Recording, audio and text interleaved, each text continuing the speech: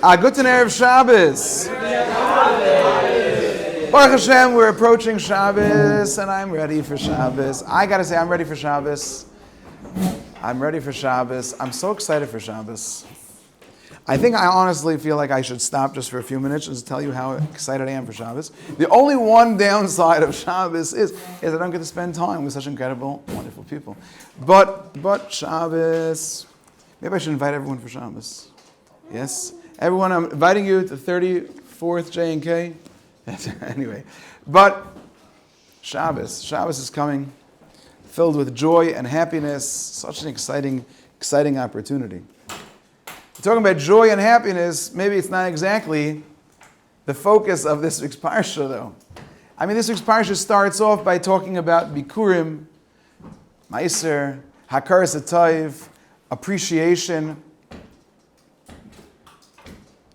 But then, very quickly, the Parsha slips into talking about all the horrible, terrible, sad things that will befall the Jewish people.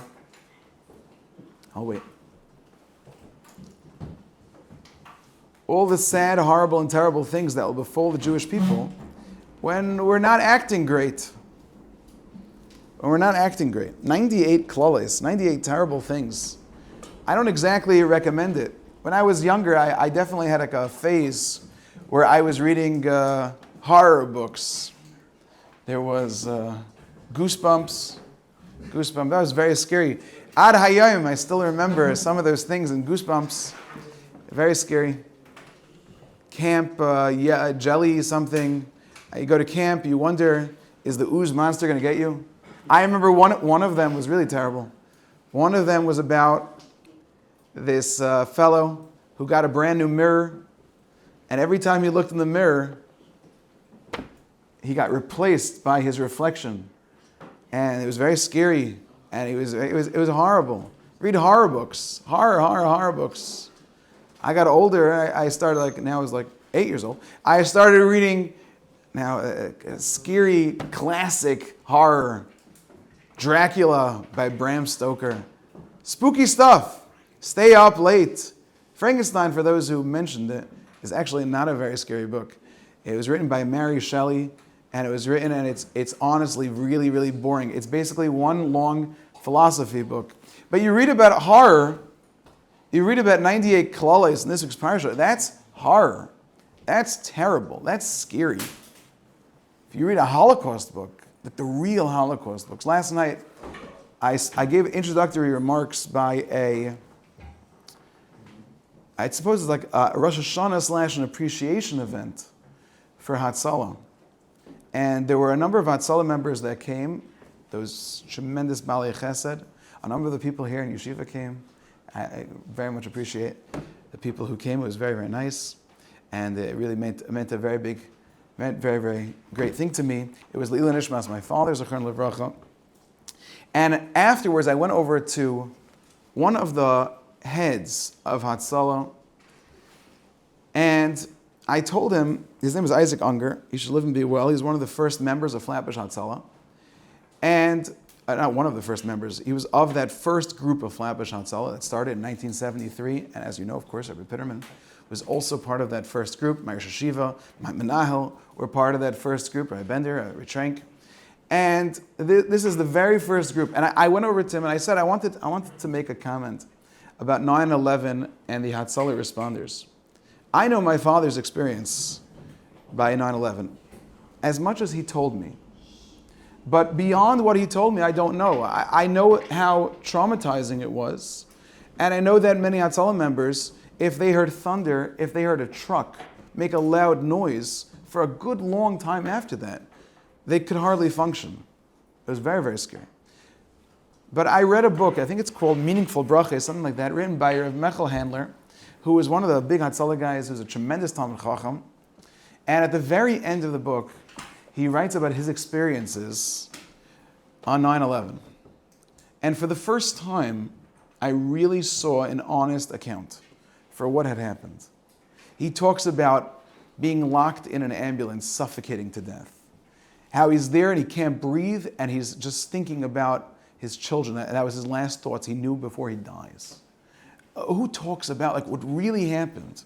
It reminds me, it's akin to my grandmother talking about the Holocaust and telling us stories for years and years about her experience in the concentration camps of Mauthausen and Gunskirchen, these places that she was, and she described in one way, and I thought, at the very least, I at least got the true story of how difficult it was until this past year when I read an account of a person who was in Mauthausen, Gunskirchen, and was in Auschwitz, and as I mentioned last year, this person said that in comparison to Mauthausen, Auschwitz was a walk in the park. And then he says, in comparison to Gunskirchen, Mauthausen was a walk in the park. And he starts describing, and I knew that my grandmother, all these years, as bad as she was telling me about the Holocaust, she had not given me even an ounce of a perspective of the true horror that really was. If you know anybody, by the way, who has 9/11 experience, of course, I always say this, if you know anyone who has Holocaust experience, go over to them and talk to them. People of the past, these are times you haven't lived through. But when you look at this week's Parsha, 98 klalis of Holocaust horror, scary times. You look through it. I don't know if I even recommend it. You got to do it. You look through it. You see this type of stuff. It's horrible. Many Gedalim have already said that all of the 98 klalis have already come and passed. We've already gone through every single thing on this list. And I bet if you took some time to go through the psukim and look at it, you'll say to yourself, oh, that reminds me of what I heard about in the Holocaust. That reminds me of the Spanish Inquisition. That reminds me of diseases. That reminds me of COVID. You'll look at these different things. You'll look about the different things that happen. And you'll get an appreciation for the oops, what happens when we're not behaving so well. But that's depressing. I feel down in the dumps talking about it even. My voice has gone back to its terrible hoarseness, and it's hard to talk about. I want to talk about good things. I want to talk about positive things, hopefully to protect us. Tachlis, I want to talk about Tachlis. A number of years ago, I was by a chasana of a cousin of mine who learned in Yeshivas Chaim Berlin. And by that chasana was the Shiv Chaim Berlin of Aaron Schechter, Zecher Tzadik Levracha. I had never encountered Aaron Schechter, but I learned in Yeshiva Teres Moshe. In Yeshiva Teres Moshe, they taught us that whenever you meet a Rosh Yeshiva, you go argue and fight with him about whatever it is you're learning in Yeshiva. And of course, you can't be over the Avera of asking someone a question just to put them on the spot. If they're not learning that, even a big Rosh Yeshiva like Aaron Schechter, who knew Kol Ter Kula. But that was what I was told to do, like a good mirror. You argue with the person. So I went to this chasana, I see Aaron Schechter there, and he's davening mincha, I daven mincha, and I went over to he had a security guard almost, the guy who was following him along, making sure that he gets the good seat wherever he's going. So I went over to this fellow, the yeshiva guy. I said to him, can I speak to their yeshiva? So he said, you could try, but he won't talk to you. Okay, I'm not used to that type of thing. So the guy says, I said to him, but are you going to stop me? So he said, you can try, but he won't talk to you. I said, okay. So everyone was taking their Yeshiva Baron Schechter back to his table. They were going to have the main course by this chasana, and it was the appetizer actually. And I walked in front of the person who was walking with Baron Schechter, and I stopped. And therefore, the person who was walking with him got knocked out. And there, it's just me now, Baron Schechter. Great, what a classy guy I am. So I walk with him to the table. He sits down by the table, and it's Baron Schechter, and I'm sitting there, and the whole table's empty at this time. And I start asking him. I knew that we were learning the same Masechta. I was learning Bava Kama. She was learning, Chaim Berlin was learning Bava Kama. So I was asking a question about a Kitzais in Bava Kama. Fine. Talking to him, and he doesn't say a word to me. Doesn't say a word. They bring out, everyone had gefilte fish. He had salmon. And he, mamish, if you ever know anything about Aaron Schechter, you can ask Rabbi Yanofsky about his close relationship with such a melech like Aaron Schechter. He eats like a king. He eats mamish like a king. Imagine you saw a queen or a king eating with class, royalty. That's how he doesn't say a word to me the whole time. I'm still talking because he wasn't telling me to go. After he finishes, he puts down his fork. He turns to me. I had finished talking by this point. And he gives me a shear, mamish, a whole shear for 30 minutes, maybe less, maybe something like that. It was a long shear. I know it was very long because I literally went back. I wrote it all down, every single thing. I went back to my chabur in Lakewood and I told everybody what Rav Aaron Schechter had told me. Fine. After that was done, so he says to me, like, who are you? So I said, my name is Moshe Zakheim. You know my father. I knew your grandfather. And then I was facing him the whole time. It was actually just funny. I was facing him. So he said, let me introduce you to people.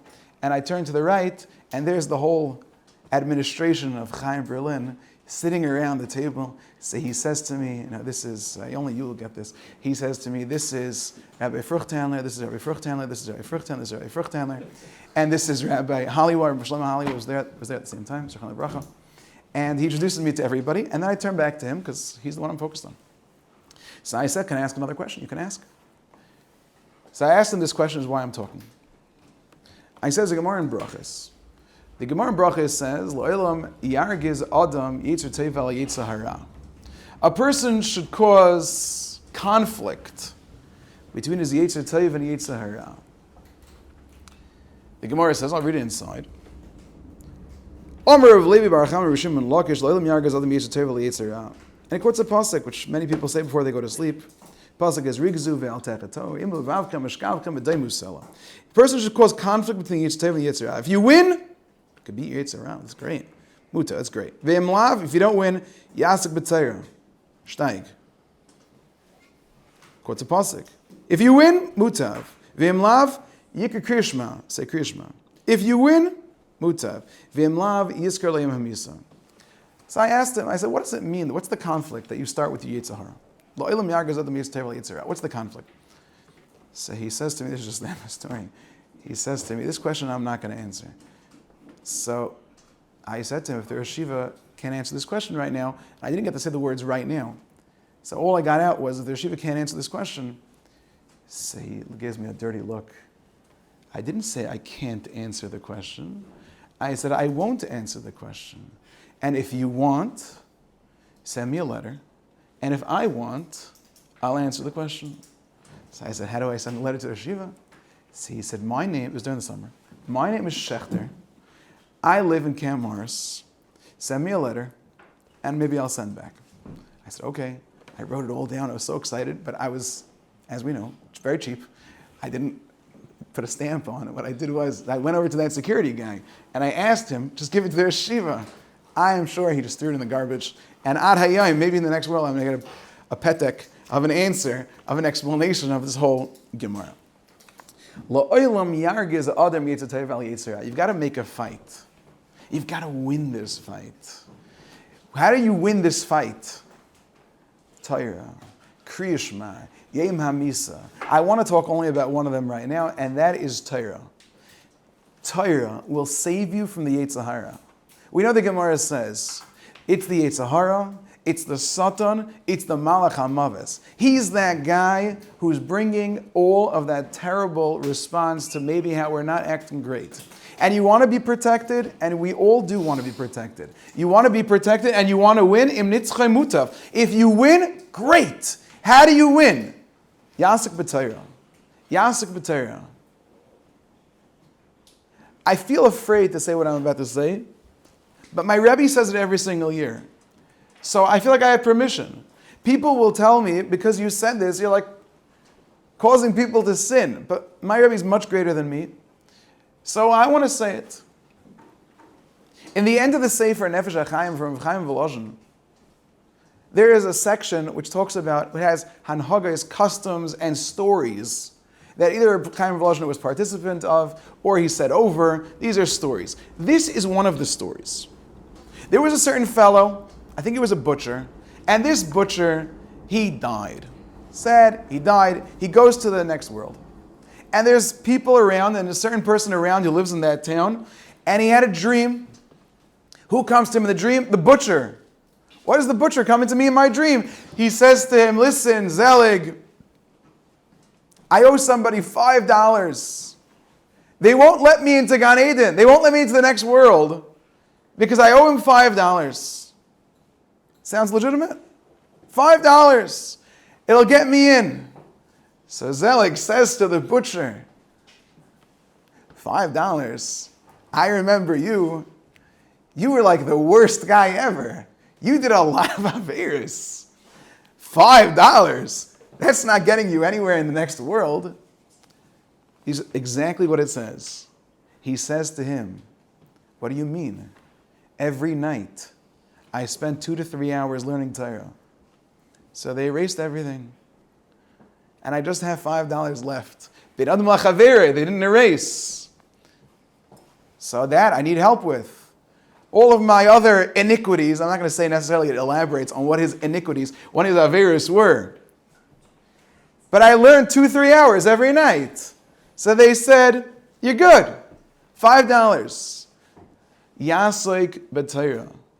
Torah, you learn Torah. You know what that does to a person? You don't know what that does to I don't know what it does to a person. None of us know what it does to a person. But it is such a fire on your soul. It puts you in such a different position. And you get to the next world, they're like, wait, all the malachim are putting up scales and they're going to say some bad things about you. And another malach comes along and says, hello, this guy's one of us. He learns 2-3 hours. He's like Erez Sharon. He goes to night seder for at Milstein Shul every day this week. That's the type of guy he is.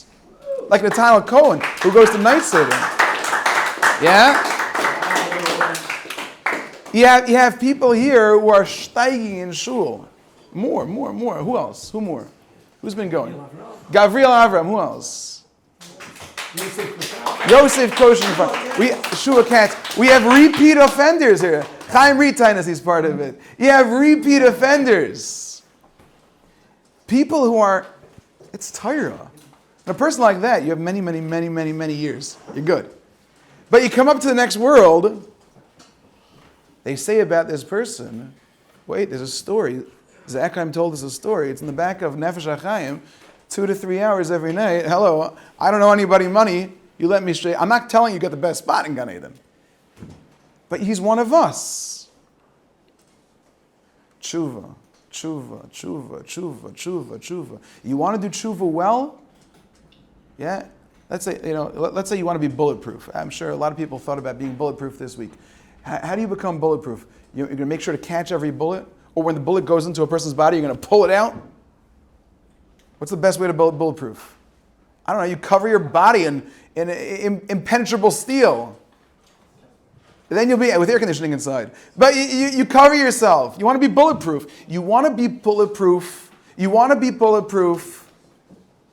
Get involved in steiging.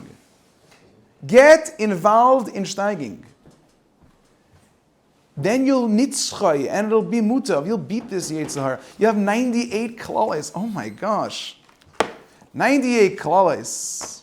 You know the answer to 98 klales is? Open up your Gemara over Shabbos. You learned something in your class. You took some notes. You beat him. Nitzchay mutav. You'll beat 98 klales in this week's parsha. Steig in Torah. I don't want any of that scary stuff. I'm done reading horror books. I'm done with R.L. Stein and Bram Stoker and all Yemach Shamam V'Zichroms. I'm done with every one of these lunatics and nutcases. By the way, they're all lunatics and nutcases. I'm done with every one of them. Yasik B'Torah. You're putting on steel. You're protected. It's an incredible opportunity. I'll finish with a very quick story, which I say every year, and that's it. My Rebbe was Zeicha to learn a yeshiva in Brooklyn called Beis Talmud. Beis Talmud was a packed place full of the Gedolei Yisrael that nobody ever heard of. That's what it was. One of them happened to have been heard of. His name was Rabbi Zakheim. He started his own yeshiva. And every morning, Rabbi Zakheim used to learn with the guys, certain guy every single day.